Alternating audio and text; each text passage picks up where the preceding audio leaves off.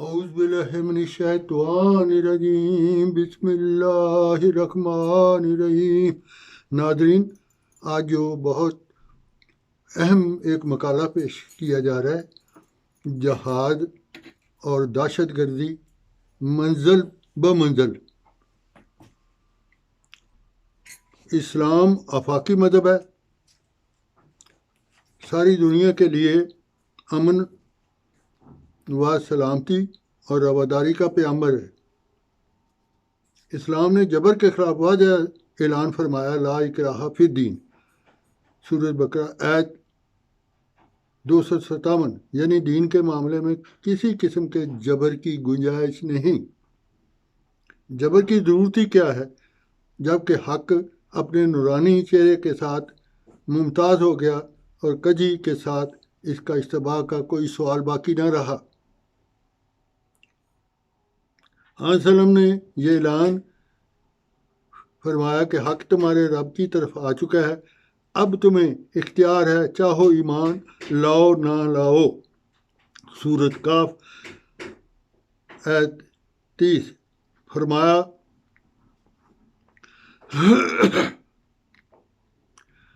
کہ تمہارے لیے تمہارا دین اور میرے لیے میرا دین، سورۃ کافرون۔ جبکہ مولانا مودودی کے ہم نوا اور مولانا حکومت الہی کے قیام کے ذریعے جبر کا نظام قائم کرنا چاہتے ہیں۔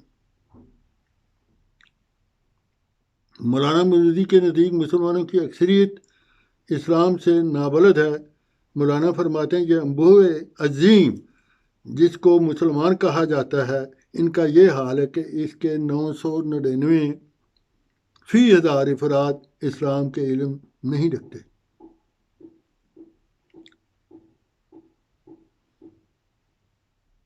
یعنی مسلمانوں کی اکثریت اسلام سے نابلد ہے۔ اسلام کی سیاسی کشمکش، حصہ سوم، صفحہ 138۔ لیکن مولانا اس کے بالمقابل جماعت اسلامی کے افراد کو صالحین قرار دیتے ہیں۔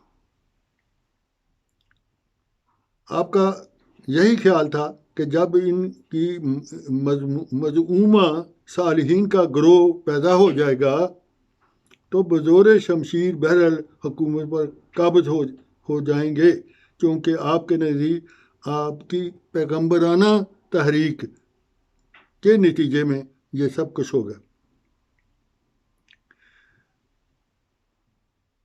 اور اکثریت شروع میں ساتھ نہیں دیتی۔ اب یہ پیغمبرانہ جو پیغام ہے اس کا شریعت پیغمبرانہ طریقے اکثر شروع میں لوگ ساتھ نہیں دیتے، جبکہ ایک قلیل سالیہ گروہ کی حکومت پر قبضہ کر لیتا ہے تو اکثریت کا ہمنوا بن جاتا ہے۔ یہ ہے ان کا فلسفہ جو ہے جبر۔ اس بنا پر آپ کبھی بھی جمہوریت کا حق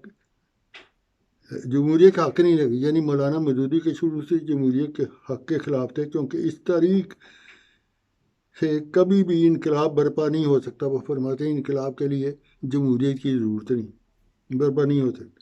فرماتے ہیں ایک ہی راہ یہ ہے کہ ان ارباب اقتدار سے بزور شمشیر اقتدار چھین لیا جائے، جن کی طرف کفر بوا یعنی شریک ظہور ہوا ہے، ملک کے اندر شمشیر سے انقلاب پیدا کریں اور حکومت پر قبضہ کر لیں، ماخوذ اسلامی ریاست۔ قرآن کریم میں واضح اعلان ہے، لا اکراہ فی الدین، کہ دین میں کوئی جبر نہیں، آیت 257 سورۃ بقرہ۔ لیکن بعض علماء اس کے یہ معنی بھی لیتے ہیں کہ اسلام میں جبراً داخل کرنا جائز نہیں، لیکن اگر کوئی داخل ہو کر بعد میں نکلنے کی کوشش کرے تو اس میں کوئی اختیار نہیں، وہ قابل سزا ہو جاتا ہے۔ یہ سزا اس کی گردن بھی اڑا دینا ہے۔ یہ ان کے فتاویٰ ہیں جو مرتد ہوگا۔ دین میں جبر وار رکھنے کی صورت میں بھی یہ اجازت نہیں، جیسا کہ اسلام نے جبراً داخل کرنے کی اجازت نہیں دی، اس طرح اسلام سے الگ ہونے والے بھی جبر، یہ دونوں صورتوں میں کوئی فرق نظر نہیں آتا۔ فرمایا دین کے کسی حصہ میں بھی جبر کرنا جائز نہیں۔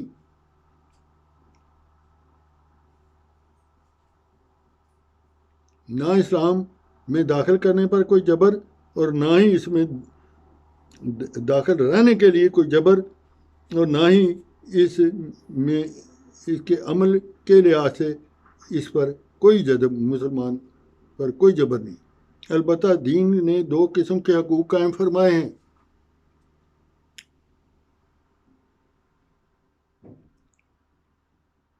قائم کیے ہیں حقوق اللہ یعنی خالق کے حقوق، اور اپنی مخلوق پر حقوق العباد یعنی اپنے بندوں کے ایک دوسرے پر حقوق کی ادائیگی میں کوئی جبر نہیں۔ نماز، روزہ، حج، زکوٰۃ، مختلف قسم کی عبادات اسلام میں نظر آتی ہیں، ان کی ادائیگی کے لیے نہ کوئی جبر رکھا اور نہ کوئی تعزیر، یعنی دنیا کی کوئی سزا نہیں ہے، آخرت کی سزا الگ امر ہے۔ حقوق العباد میں البتہ جبر رکھا ہے، حقوق بندوں کے حقوق ہے، جبر رکھا ہے۔ حقوق العباد کی ادائیگی میں لازم قرار دی گئی ہے کہ اگر کوئی بندے کے حقوق ادا نہ کرے تو وہ قابل سزا ہے، ہوتا ہے، ورنہ دنیا کا نظام چل ہی نہیں سکتا اور ہر طرف بدامنی پھیل جائے گی۔ ان حقوق میں جان، مال، عزت کی حفاظت وغیرہ داخل ہے۔ قرآن کریم میں جہاں جنگ کا ذکر ہوا ہے وہاں قتال کا لفظ استعمال ہوا ہے۔ آن صلی اللہ علیہ وسلم نے مسلمانوں پر مشرکین مکہ کی جب انہوں نے جنگیں مسلط کر دی، مکہ سے مدینے انہیں کو ہجرت کرنی پڑی، اور بعد میں جب جہاد کا حکم ہوا تو اللہ تعالیٰ نے مسلمانوں کو اپنے دفاع میں تلوار اٹھانے کا حکم ملا۔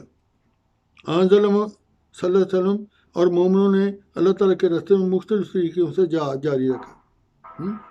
یہ نہیں کہ ایک تلوار ہی لہراتے رہیں، اس کا جہاد ہوتا رہے۔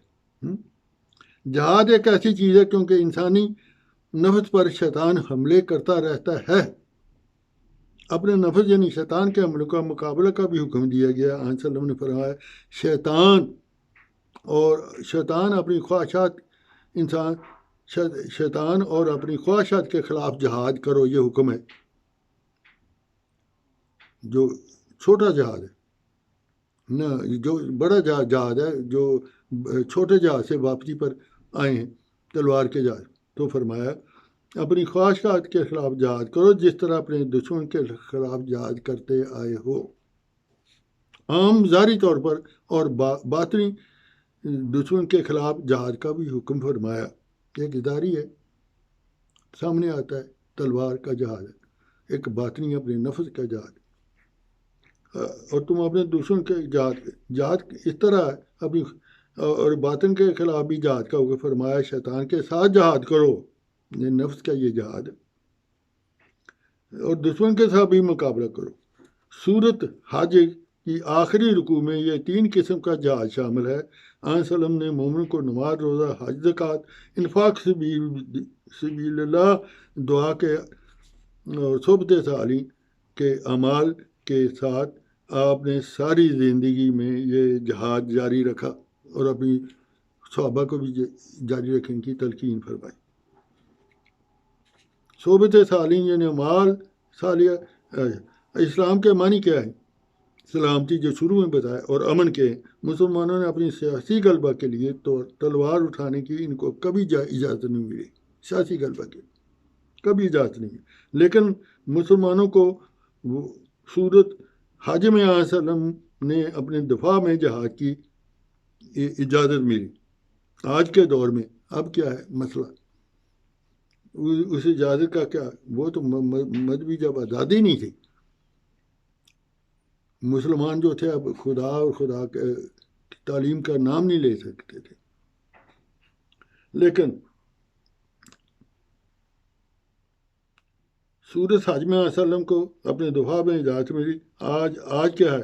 آج کے دور میں مسلم دنیا کے حکمران اپنے سیاسی غلبہ کے لیے جہاد کا مقدس نام استعمال کر رہے ہیں بے خوف و خاطر، اور اسے اپنا حق قرار دیتے. جب کفار مکہ نے علیہ وسلم سے اس پر جنگیں مسلط کر دی تو اللہ تعالیٰ نے آپ کو دین اسلام کی حفاظت، یہ دین کی حفاظت کے لیے حفاظت اور اپنے دفاع میں جہاد بالسیف کی اجازت ملی. سورت حج آیت 40-41. اسلامی جہاد کی صرف یہ وجہ تھی کہ مخالفین مسلمانوں کی مذہبی آزادی پر تبر رکھنا چاہتے تھے. وہ تو خدا کا نام بھی کی اجازت نہیں تھی. جبکہ مسلمان کہتے تھے کہ ہمارا رب اللہ ہے، لیکن کفار کو یہ بات منظور نہ تھی. آن صلی اللہ علیہ وسلم نے فرمایا، یعنی اے مسلمانوں، اللہ کا نام لے کر جہاد کرو، اللہ کے دین کے راستے میں لڑو، آزادی ضمیر کی خاطر جہاد کرو، نہ کہ اقتدار کے لیے یا سیاسی غلبہ